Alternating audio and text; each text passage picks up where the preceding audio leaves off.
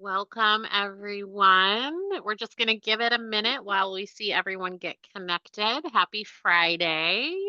Happy Friday.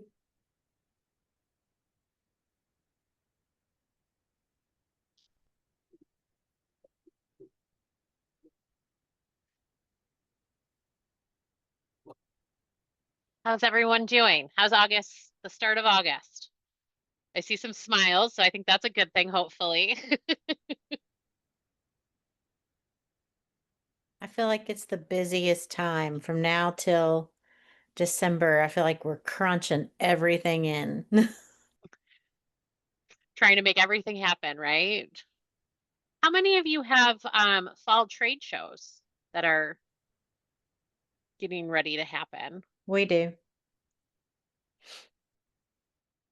So that makes it fun too, right? Throwing that into the mix of it all, along with budgeting and elections and the annual meetings, and if you do an awards gala and all of the fun second half of the year things. All right, well, we'll go ahead and get started. The focus today was going to be around member retention and recruitment. And so I know we had sent over a few questions, but really wanted to just start with you all of how you feel your chapter does with retention efforts of our members. So I'll turn that over to you.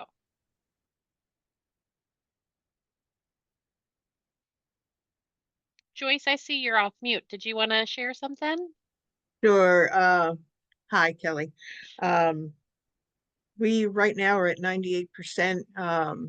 We have a member engagement committee that started back in 2022, and we reach out to all new members and onboard them to the chapter. We also reach out to members who have expired. So we work really hard on keeping our members engaged and on retention. And Joyce, with the new member reach out and the retention, do you have a membership committee that does Yes. that? Okay. Yeah, it's a committee, and it's led by the president-elect of the chapter, and you have volunteers that sign up. We also have member ambassadors. So at each event, we have member ambassadors there to greet and meet and talk to any new members that show up. We get a list provided by the staff for any new members or first timers to an event. Joyce, for those new member or just not new member, but member ambassadors, do you reference them with any type of ribbon or anything so that they know that they represent that group? Yes, yes. Great. And for the new members that are there, we put a marking on their badge so we know who they are. Great. Yeah, I was just at a trade show this past week for one of our chapters, and their ambassadors had a big ribbon so people knew they could talk to them. And they had quite a few non-members in attendance. So again, it kind of just stood out. They referenced that if you have any questions specifically about anything, you can also touch base with any of those people with that. And we announced it at the beginning of the event too, as Tony, our executive director for three more weeks, will announce at the beginning of any event that there's ambassadors here, and have a stand and make sure they know how to reach out to us, along with any board members that attend events. Great. Does anyone else do a member ambassador style program? No. Okay. I know quite a few chapters are doing that, and they look a little different from going to events to recruit membership and recruit members, or just when they're out in the field to be able to promote CAI. And then others do it just like Joyce described as well, of kind of being that welcoming group and a place for people to ask questions as well. How many of you have membership committees? We do. Okay, so I see quite a few. For your membership committees, what's their main focus? Well, for us, obviously, we're trying to grow our chapter. That's the goal for us, this year, and expand as we have voiced out. We have a very large area that has been, I don't want to say neglected, but it's been kind of passed on because, you know, logistically speaking, but yeah, that's what we're trying to do. We're trying to reach out to the steward, you know, that we'll call the Treasure Coast. So that's been our goal. But yes, we'd love to have, I like that we try to get the membership, you know, an ambassador program, but it's the volunteers that we've had issues with, trying to get good volunteers that have the time and know CAI, because you don't want to just throw somebody that just became a member. Yep. All right, so we've got one that's focusing more on that recruitment efforts. Is that mainly what your membership committee is focused on, or do any of you focus on, like Joyce, the welcoming of the new members in?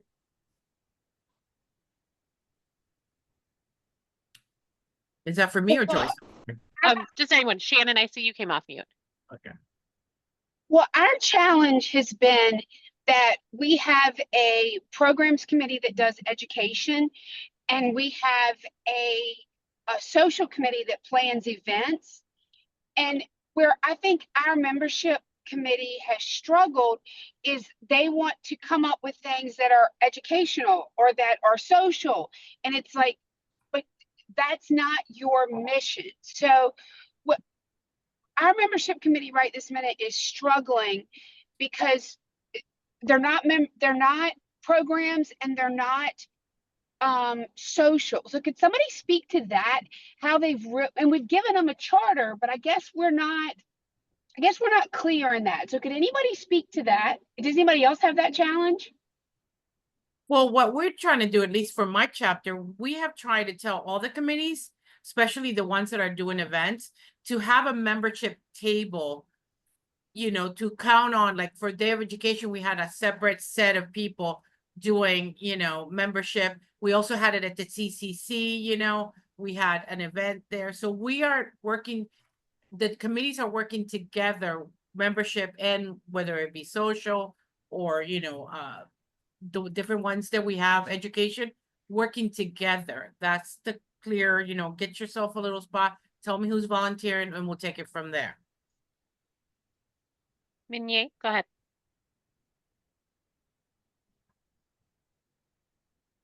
Any other advice for Shannon and how to get your membership committee back on track outside of wanting to do events or programming?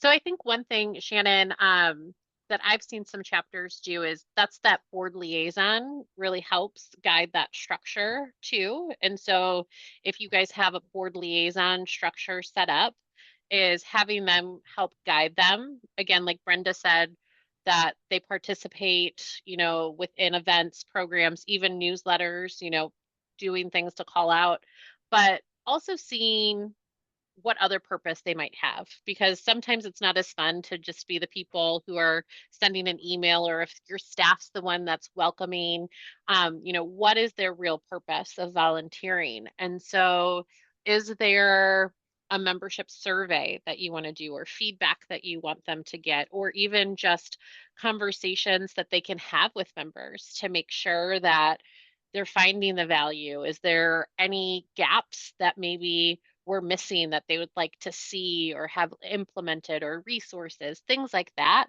So it might just be trying to redirect their focus on more of that member engagement than actually planning programming. Joyce, I had seen you came off mute for a second there. Did you want to share any additional items? No, I mean, a lot of it's the same. I mean, we have board liaisons, that, you know, for each committee. And then we also have, a number of, programs we've done through the years, and that is a refer a friend, you know, focusing towards either, trying to promote it through homeowners and also trying to promote it through managers. So we definitely, you know, point that out at each event and make sure that gets out there.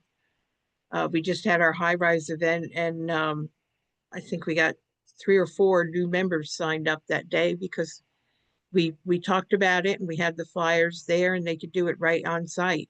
And we give them sometimes we give them a small prize. Their name also goes into a bigger prize at the end of the year to just really promote it. I mean, that's the best way to get one member to refer another member because, they know what they are getting out of the chapter. Yeah. And currently it's about 6% that we're seeing nationally of people referencing a recruiter from the membership.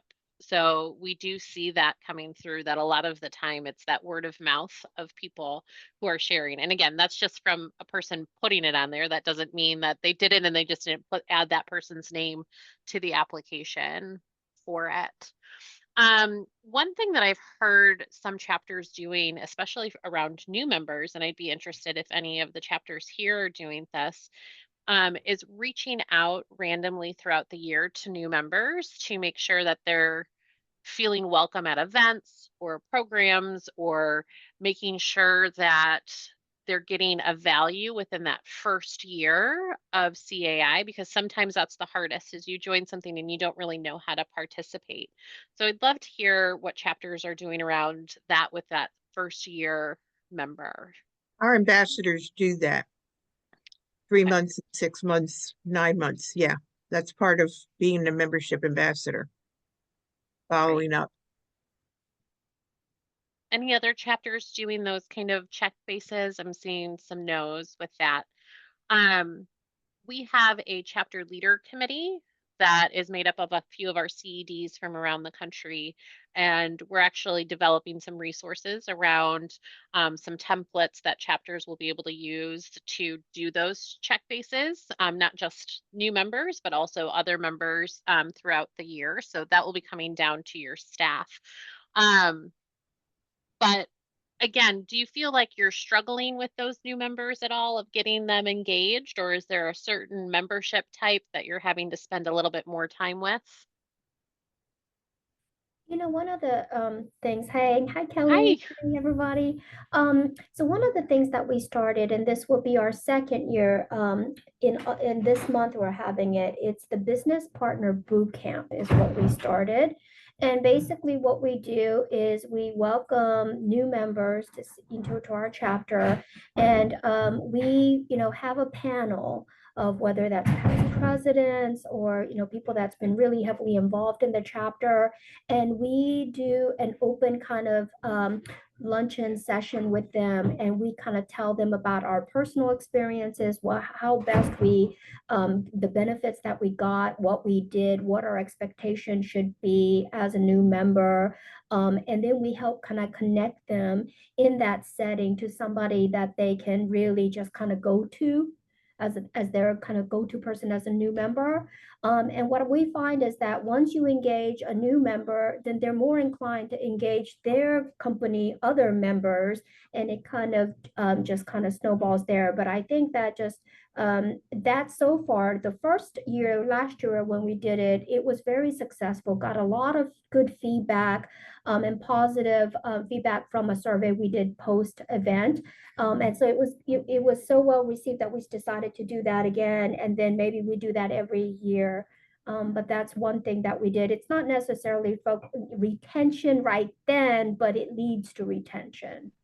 Yeah, and I hear that a lot from some of our business partners that are new members. They don't really know how to get started or how to engage within this space. And so that's great that you're giving them those resources, that time to really share how to be successful, which then leads again to retention efforts and everything too.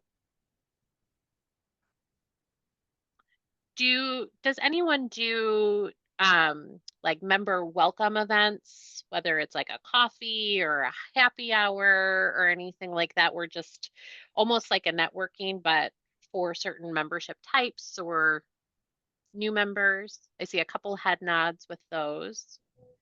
Nope, but I still would like to have one. Makes good ideas. We also do like the coffee with president. So we do that a couple of times a year. We used to do it once a quarter. We thought maybe, well, that's too much. So but we do those, and we specifically do try to reach out to our new members and say, hey, we're having a coffee Zoom, and just, hop on, get to meet, we try to have more of the board members on the call as well. And then just kind of get them involved, but not necessarily as an in-person thing, but on Zoom where they may feel a little bit more comfortable. So we do invite them to that too. That's great. Any other efforts that chapters are doing that you've been successful with, or even some challenges that you might be having that we can use some examples from others that could be helpful?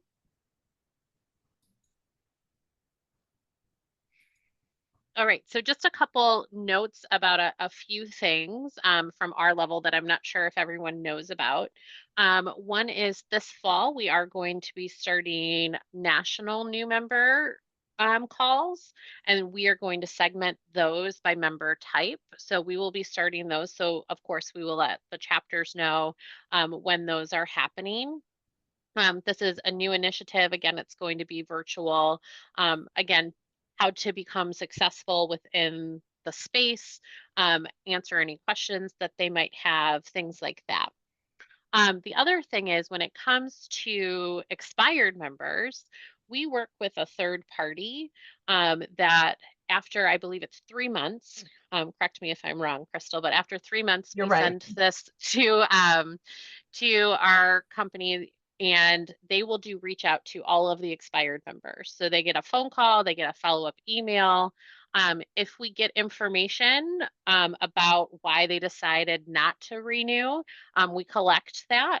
And we share that back to the chapter once a year. So we usually share that around January timeframe. So it's for the full year of those responses of why people decided not to renew.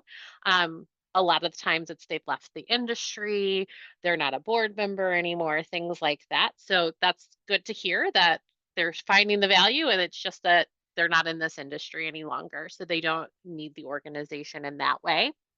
But we do get a lot of renewals because of that. So I know sometimes chapters struggle with doing that expired member reach out. So please note that we are doing that on our side of things as well. So if that's something that's missing a little bit, please note that it's at least still taking place. But with that being said, a lot of the times at the local level, you guys have that better, stronger relationship or the personal relationship with them. So I do recommend, taking a look at that expired list. Again, your CED or your chapter staff, depending on, what kind of staffing your chapter has access to those lists. And so they can pull that.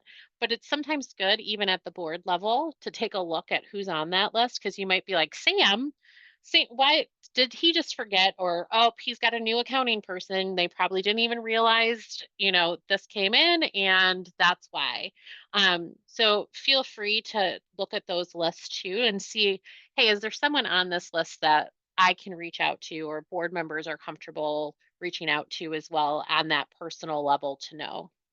Kelly, I'm glad you touched on that because we're still in training with our CED, and membership wanted me to ask what nationals kind of doing. I'm glad I'm going to communicate this to them that you're doing that effort. But if we can get Alicia to kind of work with our membership too for that expired, because that's what Lewis was kind of resonating to me. It's like, how do we get how soon can we get those expiring ones, and can we get them prior to, you know what I'm saying? Like, could it be something that we can get maybe 30 days prior to expiration, to Absolutely. further? Yep. So just to give a quick overview too, so we start communicating with members who are about to expire 90 days prior. So about 3 months prior is when they get their first invoice, and we send them at 90, 60, and 30 days, both in the mail and an email version of them. Wait, because that's what Lewis and I were analyzing that, because that's going to be, as my passion, I guess, for the year. And we have so many ideas on that. So how do we get that list? Because personally, myself, I had a little bit of a glitch with the membership and I didn't get anything from National really, other than my one invoice. So, is that something that the CED can see, what you just described? So maybe that we Yes. tackle it from that point. I know we're Yep. trying also to change certain things, so. Yeah, so the CED can pull a list by expiration date. So again, that month range. So for example, we're in August, so they can pull who's expiring in August, right? Got it. Now, again, I will say that that's a point in time that they're pulling that list for. So again, there's always the possibility that you're reaching out to someone and they've already mailed in a check, or they're like, oh, I paid this yesterday. And by the time it made it from the CED to down to the volunteer level, it might take a few days. So just be prepared that if that's what you're doing, some of that might already be in place. And again, those are the best type of responses to be like, oh, great, you already renewed, thanks for being on top of the ball with that. So, but yes, they can pull those reports from the report section that your CED and staff have access to. So they can pull that in any manner with that. And then we can also like look at what you're describing. We know some of the members that are like expiring and that, you know, they can tackle that. So that's good. I'll report that to my membership committee. Absolutely. Thank And if you. if any of your staff have a question about those reports or anything, they can reach out to us and we can make sure if they're, especially with Alicia, you guys are in a situation where you have a newer staff member. So again, we can help walk her through that to make sure she's That pulling sounds the right great. grouping. We Yep. can put And that- Brenda, I just wanted to let you know that what I asked this chapter executive director to pull for our membership committee, because that's my passion, is the month before. So let's say right now we're in August. So I need to know everyone that was expiring in July that expired, that has not renewed. Then I look at who's expiring in August. And then we look at who's going to expire in September. So we do like that 3 months so that when we make the calls, we're calling all of them and letting them know that it's either expiring or has expired, and we'd love them to share why. So that's a good way to analyze it. And then you're always like ahead of the curve and you can see who you called that joined. So if you need help with that, I'm always happy to help you guys. Great. Any other successes that anyone would like to share around recruitment or retention efforts that you've done as a chapter? We have done membership blitzes in our chapter where the membership committee gets together at one location and our chapter executive director is there with us. And we then turn around and make all the calls in one day and we follow a script. And we just like blitz it for those 4 hours. Usually one of the business partners will provide lunch and or CA, you know, or our chapter does. And so it's like training first, a little bit of review, then making the calls, and then anybody that needs to have something emailed to them or a change of address, because many times you also have where the business partner moved to another, you know, business development position or moved from a CAM management company to a, you know, vendor company to a business partner company. So we then update all of that so that the new person that's in charge at that, for, you know, that was the former business development person, then gets updated so that they now start to get it. Because many times that's the issue when we call, is that it's going to an email that no one's monitoring anymore. So that's one of the biggest things that we identified as well. So it was successful for us. We didn't do it for a period of 2 years. We're getting ready to start it. Our first one back is going to be this fall. We're going to start it in the 3rd quarter. So Great. Sally, go ahead. Diana, it's Sally. The membership blitz that you do, is that just for expired members or is that for potential new members? And where do you get those contact information from? okay, so the membership blitz is really for the expired and the expiring, Sally. But with the new members, we get that from when we get inquiries from our chapter executive director, you know, they come through our website. A lot of times we're finding that our website is bringing, Sally, the potential leads for us. And we look at each one of our members as clients, right, of the chapter. So then we will form what we do now, and we're starting it again, is We do a welcome, sorry about the noise in the background. I'm at a family member's visiting right now. We do a welcome. And I don't know if you remember, Sally, when you were with us, that we did that as well. And any board member that wants to join it, we let all the board members know we're doing a welcome. And we try to do those quarterly now. Monthly got to be too hard, but quarterly is how we do them now. And so at that point, we put everyone together, the business partners with the CAMs and the homeowner leaders that joined. Oh my gosh, I'm sorry. You're fine. Okay, And so I'm sorry. So we get all of them together and we will do a whole welcome and answer all their questions at that time. And it's worked really successfully at that point with us. And we get a lot of new committee members that way as well. Thank you for asking that. And in terms of prospect members, sometimes the easiest list to look at is who are non-members that have come to your events. You know, so they've already kind of been introduced a little bit to you. They just haven't gone that extra step. So that's another way to kind of get some of those prospect members a little bit easier. Because again, they've already been introduced to you, they've seen it, they maybe are coming to the events and they might not even know that there's a price difference for some of them, or what are the additional resources that they could be getting. I know some places, especially for homeowner leaders, it's hard because sometimes those are free events for them to attend. So what other resources does CAI have that if you are a member would benefit those groups and everything? So I think that's another wonderful way to do that. Diana, you had mentioned something, and I think that brings up another really good point, is you collect updated information for these members sometimes.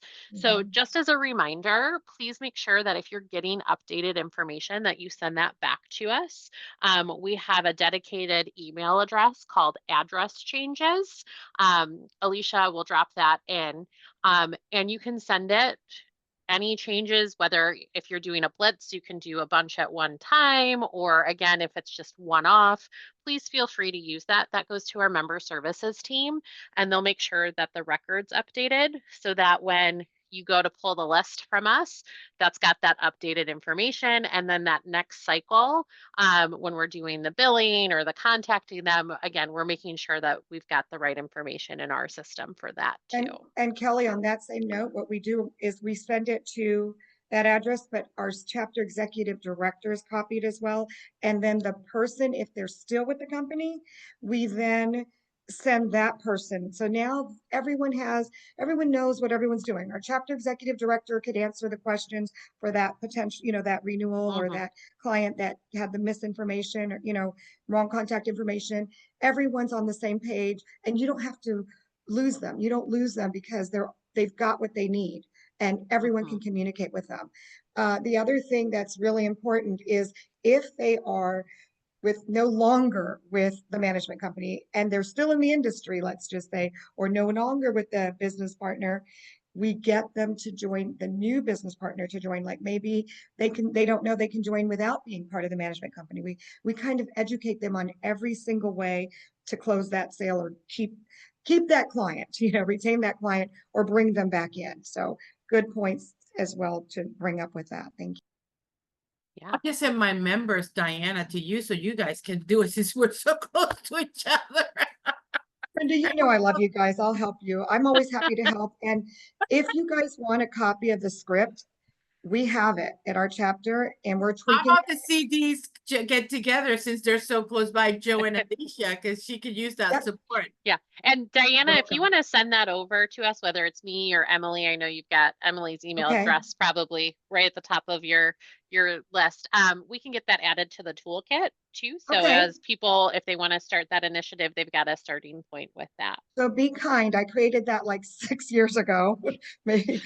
Or maybe 7, I don't know. And so I'll tweak it a little bit and Yeah. then I'll send it to you. All That right. sounds Thank perfect. you. Thank Thanks, you. Diana. All right. So with that, anybody else want to share anything around recruitment efforts? Sally, go ahead. Well, our membership committee has been kind of dormant if you will. And we have decided that we're going to try something different. And we're doing a membership drive luncheon for our monthly luncheons in September. And what we're doing is offering a free bottle of wine for any member who brings a potential member to lunch. And then the lunch program is going to be solely designated to CAI, the benefits of CAI. We're going to have manager members talk about receiving designations and what that meant to them and their job involvement and advancement and things like that. And hopefully that will be, something that resonates, some decent traction for new membership. That's great. And so in line with that, something we're launching this fall is we are doing a national recruiter campaign. So we will have some prizes for, nationally, the people who recruit the most members and things like that. So that's right in line with that, Sally, almost. So depending on when that is and when this, we've got all the information to launch this, I think that would be great as well. But so something to think about with your chapters is in the fall, if you want to somehow also do a recruiter campaign, again, we collect during the membership process if anyone has recruited them, and your staff has access to that recruiter list for your chapter. So again, we offer that list so we can manage the process for you. Also being said, if you pull that list and hey, these members were recruited by somebody and for some reason it didn't get onto the list, again, that address changes email, they can add those recruiters on for those people. But please note, it's got to be a true new member, not just someone who's renewing their membership. So if they've had membership within CAI before, that does not count as a recruited new member. It has to be a true new member to CAI. So you'll With be that. giving that information, Kelly, through the Yes. CDs and then trickling it to us? Is that how it's gonna? Correct. Yeah, we'll put it in the weekly email too, so you all know when it's being ready to launch, but the CEDs will have the full details of that. Are you discussing that on the retrieve? Hopefully we'll be able to announce some information around that to them at the retreat. And for those of you that don't know, we have our CED retreat coming up at the beginning of September. So I know a lot of you, your CEDs are coming, so we're very excited to spend a few days with them, and we really appreciate you giving them that time to come and kind of be offline for a little bit so that we can really dive into some of the strategies and overall CAI working. So thank you for that. All right, so at this time, I'd like to turn it over to all of you. Is there any questions on your mind or anything that's keeping you up at night that you'd like to throw out to the group?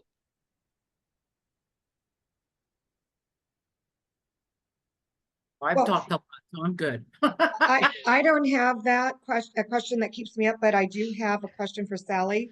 Because when you were here, you were in charge of our scholarship program, and I was wondering if you have any of that information for us, because we'd love to bring that back. And also with this recruitment that we're talking about, we want to make sure we also do something like we did with our membership before, where whoever brought in the most recruits we did, I think, monthly and then quarterly.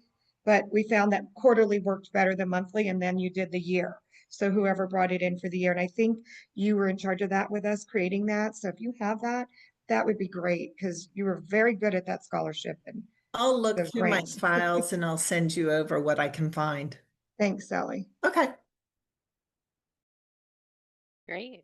I just had a quick question. Go ahead, Anybody's Roxanne. experience. So we are small, right around 200, and we currently have 2 committees. We're hopefully going to add 3 more committees for next year. But the problem is our CED is only part-time. She's 20 hours, and everybody wants to ask her questions. And so I don't want to overwhelm her. I've tried to be very polite. What is your all success as far as how do committees ask questions of the CED? Do they come into the president and the president then, filters that information? What is some good workflows that you all have worked for you all? So, and our Southeast Florida chapter, sorry to jump in again, guys, but that's a really good one. And we had that same thing. It's hard even to get committees, so you want to make sure they get their questions answered, for the members. So what we have done is in our chapters, we have a board liaison for each committee. And so the committee can send it to the board liaison so that then the board liaison sends it. So they're not getting emails from everyone, because as it is, our chapter executive director receives a lot of emails from, like I said, from the website, from people who attended our events and want to join and things like that. So we try to limit it by having it go through the board liaison. They can go to the chair and then the board liaison. And it seems to have helped over here. I mean, obviously, if Joe was on, he could answer for us. If it helps Joe, I don't know if Joe's on. That works. That seems to eliminate a lot of the phone calls. Go ahead, So, Sally. Diana, does Joe forward those those emails directly to the liaison? How do they get them? Okay, we're talking two different things. Maybe I'm talking about when a committee member or a committee gets together and they need to get ask questions. Okay. Those usually go through the liaison to Joe. Okay. If they go directly to Joe, let's say the chair wants to go to Joe, but what we don't want is all the members on that committee going to Joe. We want one person to be that person that contacts The voice. the voice for the committee. And then also at our board meetings, we have the committee reports. So, and ours are on Zoom. So the committee members can participate. And if they're going to speak, then Joe brings them up so they can speak on behalf of their committee, so that it's not the board always speaking or the board liaison. The committee will report. So it's a committee member or the chair that reports for that committee, for the YP or for membership. That way they're feeling they have a role. It's not just the board. But then Joe doesn't get overwhelmed with his, he already receives a lot. So we just hired an assistant, virtual assistant for Joe as well. This is our first month. So we'll see how that works to help him with return phone calls and outreach. We're doing that too. I should have told you that, guys. We're also having that virtual person now reach out for us to help with the calls that come in. Great. But it does help. Set up kind of a similar way. We also have the board liaisons. So while members are able to attend the board meetings, usually they don't. We have one that usually comes. But the liaisons are always kind of giving the reports, but we do have a full-time executive director. But you're right, a lot of the emails come through him, but he will then just forward, I'm CCing your committee liaison, just a quick email instead of them trying to respond to that, all the members. They'll forward it to either the committee chair or the liaison for that committee to answer those questions. Right. First, the liaison or the committee chair will answer the committee. They will answer what they can, and usually it stops there. But if it has to go a step further, then that's where it goes to Joe. So I did leave out that part of it. It goes first to that committee chair, or the committee chair to the liaison, and then to the board, to Joe. Right, exactly. I guess what's challenging in Roxanne's situation with a part-time ED, like if the ED's information is listed on the website or that's who you want automatically, usually you would want to contact that person. So you're probably not going to be able to prevent members from emailing your ED, but the ED could probably, again, just forward the email, make a quick reply, and then CC the committee chair or liaison instead of writing a full-on message back. I Well, think the bottom Mandy, line I'm sorry. is it's not just the members asking questions. It's the board liaisons. We have like 5 major events right now. So the board liaisons are overwhelming the CED. So we just need to come up with the workflow. Yeah, and I think, Roxanne, you guys are in a unique situation since you do have that part-time that you are more of a working board as well. And so I think it's, touching base, what are those issues, and maybe even trying to be proactive with some of the things with the committee of setting those standards of hey, we do have a part-time person, you know, we are working boards that, you know, as a liaison and our boards, lets us communicate some of that, or what's coming up and what are we putting into the pipeline for this. So I know sometimes recently I'm seeing a lot of, hey, get this email out. No, I want this email out. I want this email out. And it's like, wait, hold on, which one's the priority? Because I can't send 5 emails to the members about 5 different events on the same day.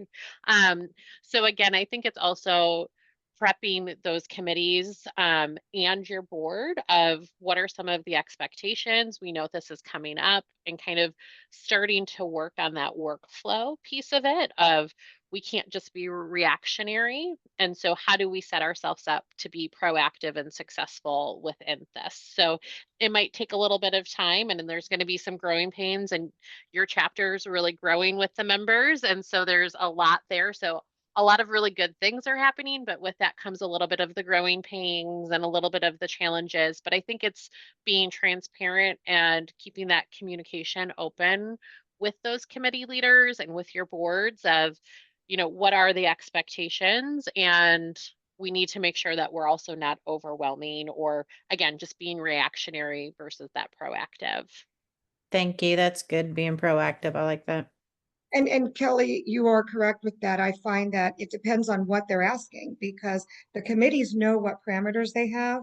And that's, you know, like where they can, they can plan, they can schedule, they can find, you know, let's say if it's the events committee and they're working on an event, when it gets up to the part of the contract, that is when they're going to go to Joe or to us, and usually at a board meeting. So I think that's what you could do too, is identify what they can do, at what point they have that authority, and then it needs to go to the board and, you know, to Joe for the question. So it depends on what they're asking, what they need, because maybe they also can find a lot of the stuff on CAI's toolkit and on the website. There's so much information on there. I mean, it really is a wealth of gold.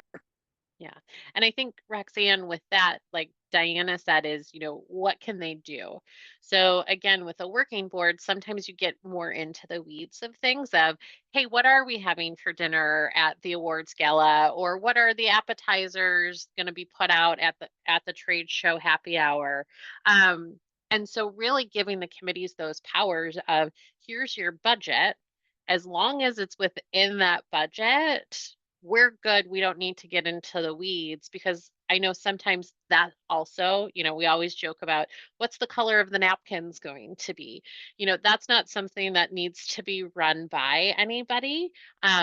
Again, that's what the committee is for, is to make those decisions and then come back and say, here's the decisions that we've made, but giving them those parameters. So I think when you're setting up those committees, that's also really important when your committees transfer over volunteers, is making sure they know what their parameters are, what their expectations are.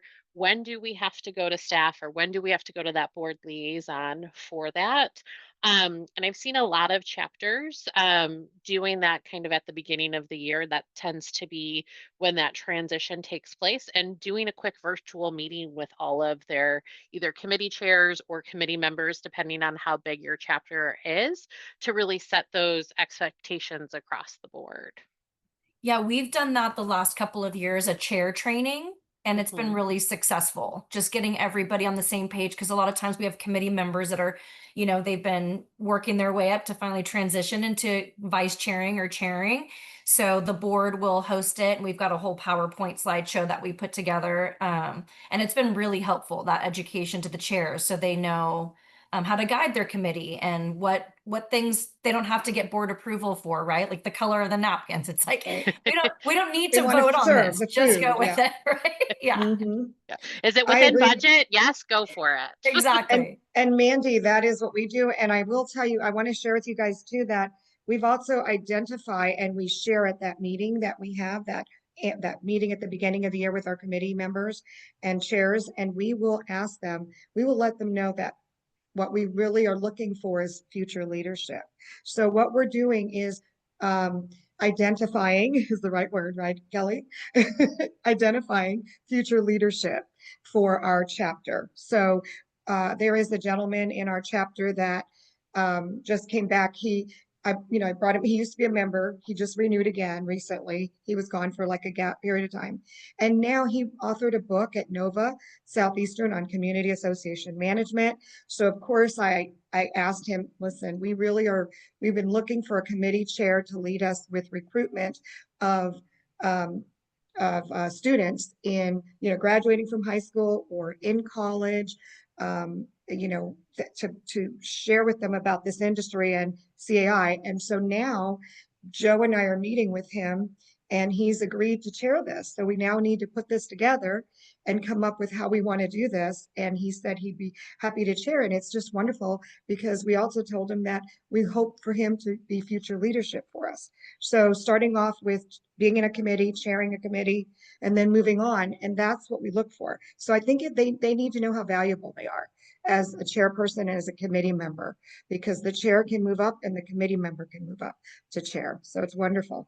Yeah. Opportunity. And that's a great point. We've talked about the recruitment of members, but also the recruitment of the volunteers, right? And so what we found within chapters that at least I work with on a regular basis is that personal ask to a person of, hey, I think you would be really good to sit on this committee or to sit on a committee, or if they're on a committee, to chair that committee. Or you might want to think about, if your time allows, to move up to the board, that if you see that those good leaders within it, that personal ask goes a long way. And as the leaders of the chapter, you're going to see some of that a little bit more. And so really opening up that ask to them can go a long way in having that conversation. All right, anything else anyone would like to bring to the group? All right. Crystal, Alicia, anything that I'm forgetting about that we should let everyone know or share? Can I talk about mentor match real quick? Absolutely. Okay. So, hi everybody. Good to see you all. We have a new program we just started marketing a couple weeks ago called Mentor Match, and maybe Alicia can grab that link and put it in the chat. It's a program that's available for every member type. And I know some of our chapters have mentoring programs, and we're going to look at how we can kind of merge those together at a later point. But this could be used in supplement or separately with your programs, for business partners, managers, homeowners. It can even be for CEDs. So I encourage you to check it out and sign up if you're able to be a mentee or a mentor.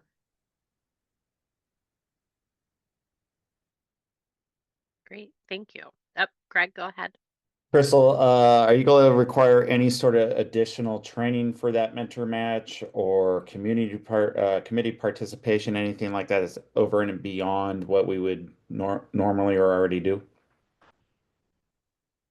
There's actually no committee participation or meetings, but there's outlines on the website of like how to make your first connection. This is what you should be, kind of asking questions about. There's a lot of resources on the webpage, so that you can build that how you want to with your mentor or mentee. Got it. Just checking. One of the local chapters is doing something similar, but they also wanted you to join another committee and do. It's like, Yeah. All right, just checking. Thank you. Yeah. This Yep, one's, I sure. believe, a little bit more casual. And we've also heard some feedback of chapters who, when they try to start it locally, they get competitors going, oh, I don't want to put my person in there with another competitor. And so this really opens it up, since it's more of that national scale, to kind of take that out of it a little bit.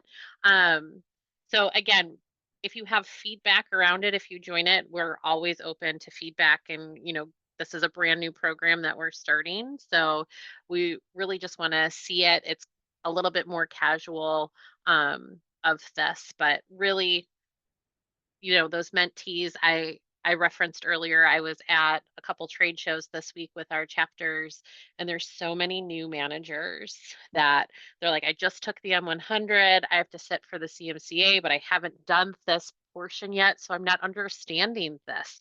And so they were really interested in just being able to talk to someone who's not their boss, to ask these questions, to feel comfortable with the industry, and to, grow that knowledge. And I hear that from, business partners or new homeowner leaders that I just got voted on for my board and I'm really not sure what to do, but I'm also not sure that I can tell them I'm not comfortable yet. So who can I talk to and how can I be that person? So I think this really gives that ability for people to feel comfortable that, someone's not looking over their shoulder from their company or from their board to be like, wow, this person has no idea, but everyone's learning. So, and we've got great experience here. I mean, I'm looking at all the faces here and just the experience here alone, that could help some people new within any realm of the industry. Kelly, I just wanted to Yeah. piggyback on that, something kind of cute. Many of you know that I finally just started my own business full time now. No one's going to, sidebar me anymore. I'm just working on my business. So my website's almost ready, and I added a portion that's called Speakeasy with Diana. And it's similar to that. It's an invite only. And there's one for board members and one for CAMs, and they just can talk to me, and what happens in the speakeasy stays in the speakeasy, and they can just have candid conversations with their peers and colleagues without feeling uncomfortable. It's not recorded. So I think that's kind of on your same page, but I didn't know, because so many people, like you said, they need just to talk to someone that isn't their boss, doesn't really work with them, and they can feel comfortable asking questions and bounce them along, amongst their peers. So I really like that. That's very good. I Great. thought that was funny that I started that. And for the mentor match, we do have some resources. So if you have upcoming events, or if you have room in a newsletter or anything like that that you want to include information for, your CEDs have access to that in our membership or in our media valet system. So again, we've got access. We've got some flyers that we can even send out if you have those in-person events. We can send out some materials around that as well. One last thing I did want to mention, I forgot to mention earlier when we were talking about prospect members, is if you do have prospects from your events or mailings that you do or anything like that, we also do national initiatives of providing information to prospect members. So please send them over to our team, whether that's to an info address, to one of us here, our membership team. We do that reach out to those prospect lists as well. So if you have any of those lists within your system or after an event, please send them over to us. If we do events and we have non-members, we also send those over to your chapter as well, so that they've got those lists of the local prospect members. So we're kind of doing double touch base with them. And Crystal went ahead and dropped the email address for Laura, who is a part of our membership team and manages that piece. So if you want to send it over to her directly, feel free, but otherwise we'll make sure that it gets over to her as well.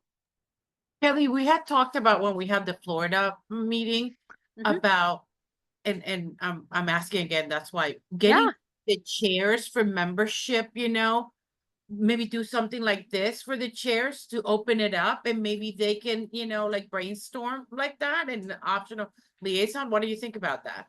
Yeah, so we do that in the spring every year with the membership and the education committees. So we will make sure that you at that point, we have the president and president-elect info and then the CED. So we usually let you know and then hope that you filter it down, since we don't have that committee contact. But that happens in the spring. In the fall, we try to do different committees. So this fall, we are looking at doing a young professionals, and then the different councils. So chapters we've seen now have different councils, whether it's for managers, management companies, business partners, homeowner leaders. And so it's really getting them together to give them the space as well. So more information will come. I think we're looking at either late September or early October for that to take place. So that will be the fall committee sharing, and then the spring will be the education and the membership committees. Thank you. Absolutely.